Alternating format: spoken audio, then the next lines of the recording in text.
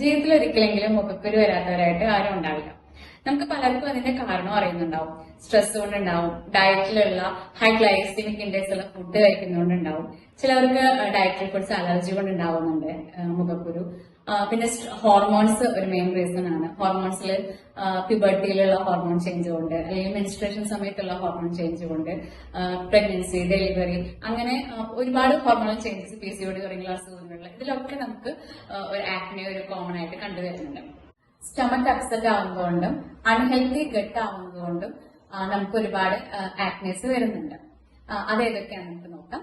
Hi, I'm doctor Niranjana Padmanabhan, aesthetic physician, Evermore aesthetic clinic.